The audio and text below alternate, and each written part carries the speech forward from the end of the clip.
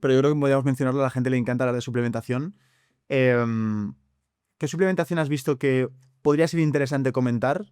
Supongo que dirás que cada persona es un mundo, ¿no? Pero ¿qué has visto que puede ser interesante analizar y por qué crees que son suplementaciones que pueden ser interesantes? El primer suplemento es la sauna. Mira, el primero de todos. Eso va a hacer que tu sistema inmunológico mejore, que tu salud mejore, que tu longevidad mejore. Pero hablando de píldoras, vitamina D y omega 3 para mí es básico y fundamental para todo el mundo. No consumimos suficiente omega 3 y no consumimos ni sintetizamos suficiente vitamina D. Vale. La D tiene que ir siempre acompañada, siempre que podamos, de K. Vitamina B y K. Seguro que habéis oído D3, K2. Sí. Bueno, D3 la 3 es porque la más vía disponible. Y la K2 lo que hace, la vitamina D ayuda a los huesos a fijar el calcio, ¿vale? Pero la K2 lo que hace es ser selectiva para que el calcio entre dentro del hueso. Si no, se pueden estar generando calcificaciones fuera del hueso, en el hombro o en lo que sea, ¿no? Entonces nos interesa que la K2 meta dentro, ayude a que el calcio entre dentro del hueso, ¿vale? El omega 3, vital e importante, membranas celulares, función cognitiva, inflamación, 1000 cosas. Y a partir de ahí, rendimiento. Rendimiento. El magnesio hemos visto que lo podemos utilizar y está muy bien utilizarlo, pero que si dejamos de secuestrarlo con el azúcar, no lo vamos a necesitar. Y luego rendimiento, la creatina, lo que queramos buscar para... Y luego selectivo. Oye, te voy a tener un jet lag porque voy a viajar a Australia. Bueno, pues vamos a utilizar melatonina para mejorar ese jet lag y volver a resincronizar los ritmos circadianos. Se pueden utilizar muchas cosas, pero lo que sí te diría, 2 suplementos básicos y fundamentales, vitamina D3 con K2 y el omega 3. ¿Y el magnesio? Si estás consumiendo mucha azúcar en cualquiera de sus formas, utilízalo. Ah, vale, y si no, no. Claro. En una dieta cetogénica yo no trabajo con magnesio.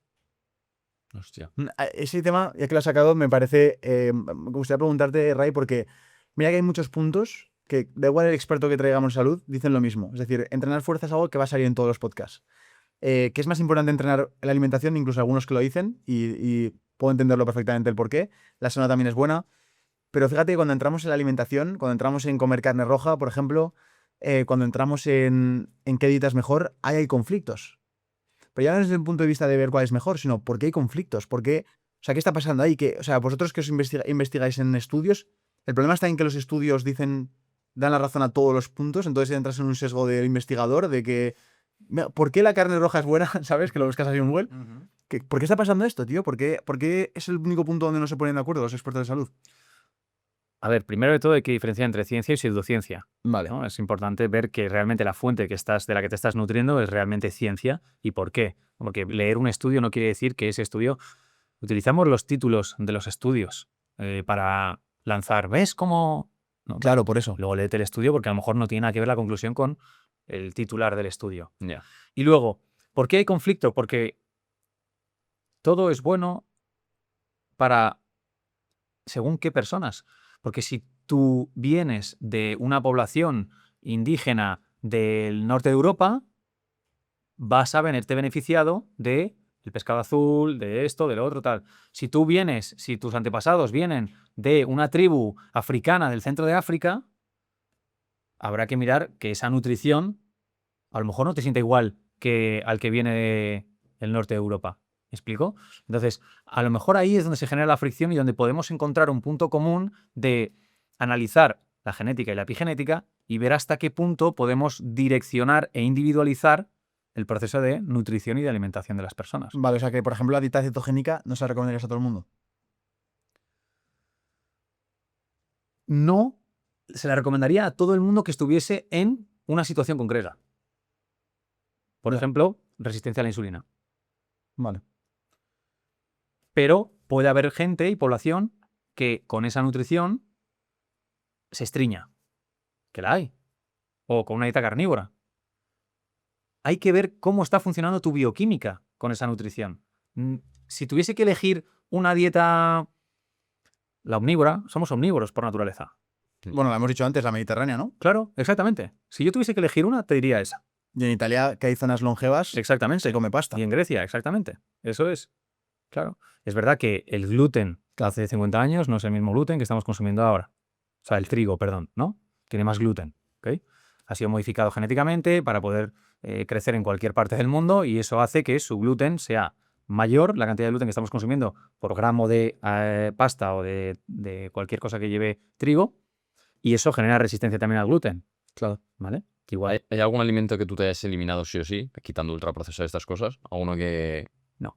comes de todo y ya está, no? O sea, que haya eliminado por completo o que diga esto no lo como, no. Alimentos naturales, no. ¿Qué pasa? Me baso en principios.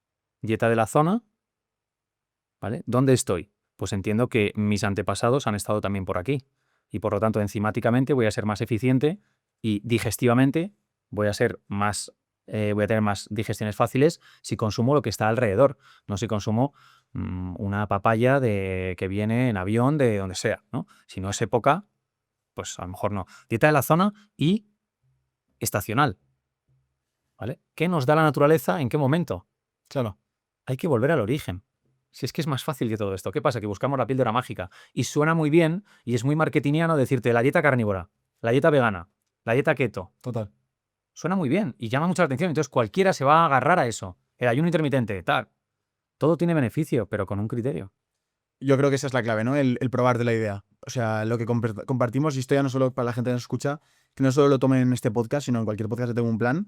Bueno, en general en todos, pero bueno, ya que es el nuestro, probaros las ideas que compartimos en el podcast, probaros en vuestra rutina cómo os sentís y elegid en base a eso. Yo, por ejemplo, desde que hago ayuno intermitente o barbecho digestivo, que ese es el nuevo concepto bautizado, yo es verdad que he pasado desde un punto de vista de que empecé escuchando que era la nueva panacea, luego escuché que sí, que tampoco era una locura, pero al final lo que hice fue irme a la experiencia y dije, tío, yo cuando desayuno, sea lo que sea, a las 9 de la mañana, esa mañana es menos productiva para mí, me siento con menos vitalidad. Entonces, en mi experiencia me dice que a mí me sienta bien no comer nada hasta las 11, 12 de la mañana, ¿no? Pero para una persona a lo mejor es lo último que puede hacer porque se siente que se va a desmayar. Entonces, no sé, creo que el concepto este, ¿no? De pruébate las ideas, no seas como una oveja que siga al rebaño, o sea, párate un momento, interpreta, ¿no? El por qué esto. Yo creo que creo que eso es la clave. Y el sentido común, que yo creo que falta muchas veces hoy en día en la sociedad, ¿no? El sentido común de tío, que viene de la naturaleza, que probablemente si haces el resto de cosas bien, tampoco sea el fin del mundo si comes huevo o no, o si comes un filete de carne o no. Creo que eso no es. Creo que es más bien el a qué hora te has echado a la cama, el estrés que tienes, todo lo alrededor, ¿no? Lo que es más difícil. Lo Lo que no no se se compra compra en un difícil. supermercado. Exactamente. A mi Rey, por mi parte, como última pregunta, quería preguntarte si alguna vez has tenido pesadillas con pensar que te podía pasar algo de lo que has visto en tu familia. Por mucho que controles tu salud, tus variables y todo, tenerla así, si aún te sigue viniendo un poco de miedo decir, joder, puedo tener una enfermedad mental o puedo tener una enfermedad cardíaca. Sí, sí. Por supuesto que sí. Por eso trabajo y sigo investigando en el por qué. ¿Y cómo gestionas ese miedo? Porque al final es un miedo a la muerte, ¿no? Un miedo a sufrir. Siendo coherente y a través de la meditación que decíamos antes, ¿no? Trabajando en alinear la mente que está condicionada por esos miedos y alinearla con realmente lo que tú sientes y lo que tú eres, que no nada tiene que ver con lo que es tu madre o que es tu padre o que es quien sea, ¿no? Entonces, fíjate que la genética, estudiando el porqué de las cosas, la genética en la longevidad solo influye máximo entre un 15 y un 20%. El resto es epigenética. Buenas noticias. O bueno, para algunos malas noticias, pero para Mike. Sí, muy buena apreciación. Claro, entonces, me preocupa que entre un 12, un 15%, un 20% máximo me afecte la genética que... No, me importa el 80%. Y ese 80% trabajo en él a diario. Porque es la epigenética, es cómo se expresa esa genética por culpa o a favor de todos esos hábitos que estamos implementando diario.